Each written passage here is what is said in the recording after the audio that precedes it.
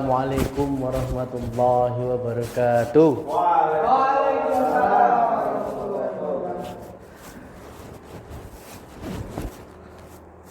Baik, terima kasih kepada moderator yang telah memberikan waktu kepada saya untuk mengisi materi pada seminar di sore hari ini.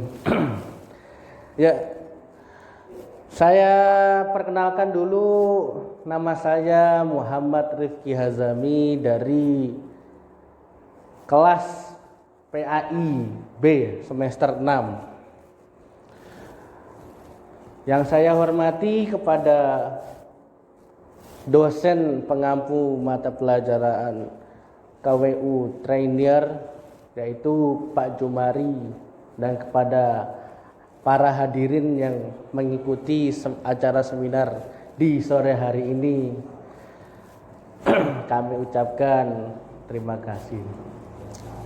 Baik, di sini saya akan menjelaskan bagaimana caranya berpikir.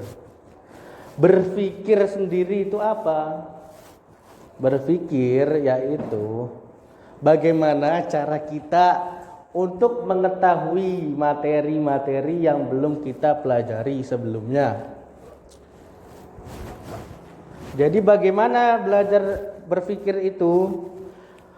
Berpikir yang terus menerus bukanlah hal yang mudah. Termasuk di sini adalah sasaran agar kita berpikir secara rasional. Nah, rasional itu apa? Berpikir secara akal logika. Kita harus cerdas dalam memahami materi ini. Tidak semata-mata mengikuti atau memberi, bahkan juga tidak mendengarkan atau tumpul. Nah, selanjutnya manfaat berpikir itu apa? Dari belajar bagaimana berpikir, kita dapat menjadikan seseorang independen. Yang pertama yaitu gemar membaca. Gemar membaca, bagaimana caranya kita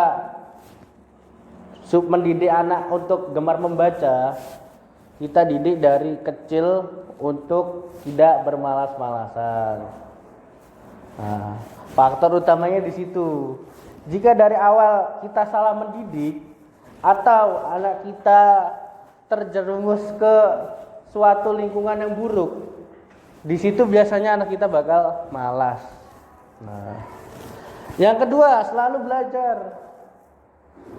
Gimana pun caranya, kita harus mendidik anak kita itu untuk hidup di lingkungan yang baik. Salah satunya memasukkan anak ke dalam pondok supaya anak tersebut rajin belajar. Yang ketiga, mempunyai pertimbangan rasional. Seperti tadi yang sudah saya jelaskan, pertimbangan rasional itu pertimbangan yang dapat dilogikakan atau dipikir secara logika. Misalnya, 1 ditambah 1 sama dengan 2.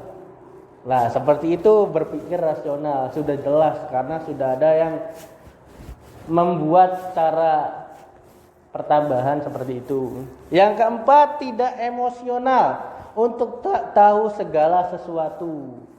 Maksudnya apa? Jadi kita itu memiliki kepala dingin atau mencari tahu terlebih dahulu bagaimana caranya kita itu untuk melihat bahwa apakah kedepannya sesuatu yang kita lakukan itu baik atau buruk. Selanjutnya yaitu ada di dalam Al-Quran. Bahkan di dalam Al-Quran banyak ayat yang mengajarkan untuk berpikir dan belajar. Salah satunya adalah surat Al-Baqarah ayat 44 yang berbunyi A'udzubillahi minasyaitonirrajim, Bismillahirrahmanirrahim. atakmurun nan nasa bil birri wa tangsawna anfusakum wa antum tatlunal kitaba afala taqilun. Ya, artinya tidak dijelaskan di sini, bisa dilihat di Google. Di sini lebih menekankan kalimat afala taqilun yang mempunyai arti apakah kamu tidak menggunakan akal.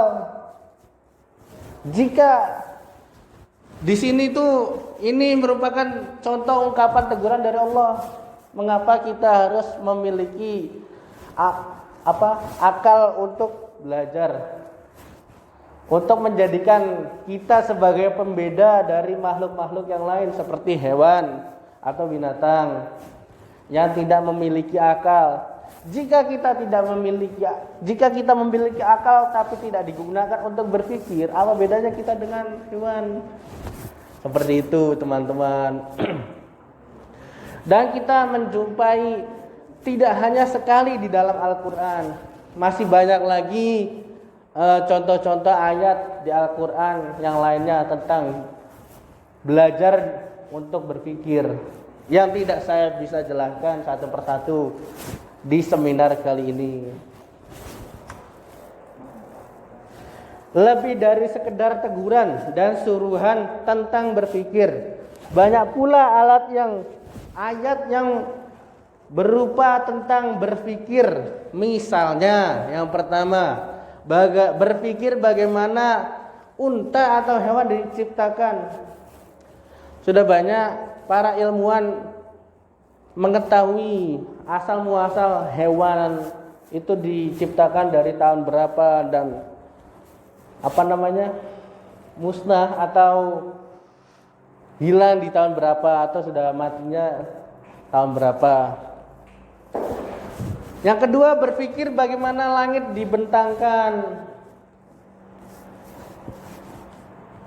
Dan yang ketiga, berpikir bagaimana bumi dibentangkan atau diciptakan. Banyak ayat yang menjelaskan tentang bagaimana bumi yang diciptakan. Bahkan para ilmuwan pun sudah membuat suatu rumus yang matang tentang terbentuknya bumi atau asal muasal bumi, hewan, makhluk, manusia, bahkan langit pun sudah ada. Selanjutnya, keingintahuan menjadi sangat penting dalam hidup, dan hal ini baru dapat terwujud jika kita mampu selalu berpikir.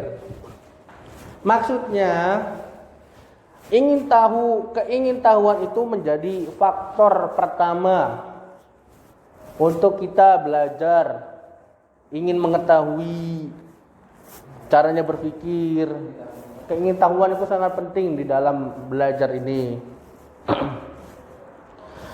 Karena jika kita tidak memiliki rasa ingin tahu, mungkin kita akan lebih bermalas-malasan. Karena biasanya jika kita sudah mempunyai rasa ingin tahu, kita bakal mencintai sesuatu tersebut.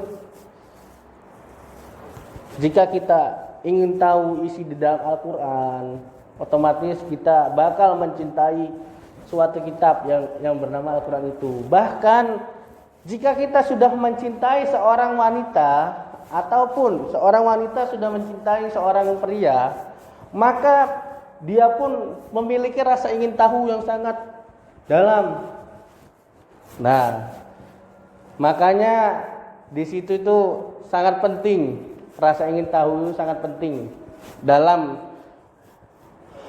berpikir untuk ke depan. Lalu berpikir juga erat sekali kaitannya dengan belajar seumur hidup. Kita sebagai manusia dituntut untuk belajar, bahkan sampai tua pun kita harus belajar untuk mengembangkan diri kita sendiri, supaya kita lebih mengetahui banyak hal. Banyak cerita yang orang menyesal di mudanya tidak menghafal Al-Quran, tetapi di saat tua ketika hatinya sudah terbuka, mereka menghafalkan Al-Quran. Belajar itu gak hanya di masa muda saja. Waalaikumsalam, monggo Mas, masuk. Di saat tua pun kita masih diwajibkan untuk belajar. Dalam tradisi Islam ada 2 cara untuk mendapatkan ilmu. Yang pertama zakah, yaitu cerdas. Minimal IQ-nya normal, setara. Normalnya IQ itu sudah terletak di Google. Anda baca saja Mas.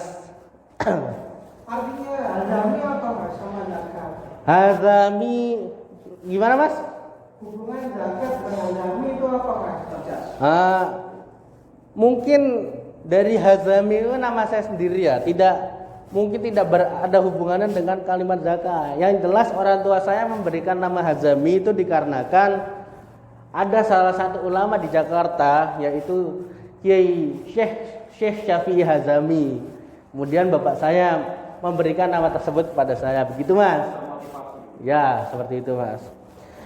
Yang kedua, hirs atau sikap ingin tahu, sebagaimana yang sudah saya jelaskan tadi. Rasa ingin tahu itu adalah sikap yang paling pertama untuk kita belajar, mencari ilmu, berpikir menjadi lebih cerdas lagi, lebih baik lagi. Sebenarnya ada satu lagi ilmu yang dalam Islam itu sebenarnya ada satu lagi, namanya ilmu laduni. Lah, jika tidak santri itu kebanyakan tidak mengetahui apa itu ilmu laduni. Ilmu laduni itu kebanyakan ilmu yang turun langsung dari Allah Subhanahu wa taala, atau gara-gara kita manut kepada kiai. Itu kelebihan kita mondok di pondok pesantren. Supaya kita mendapatkan ilmu yang tidak kita ketahui awalnya dari mana.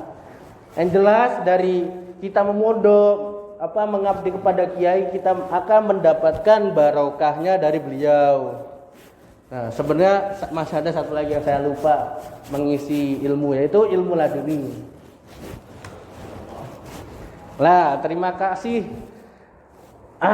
Cukup sekian dan terima kasih atas seminar yang dapat saya sampaikan di sore hari ini.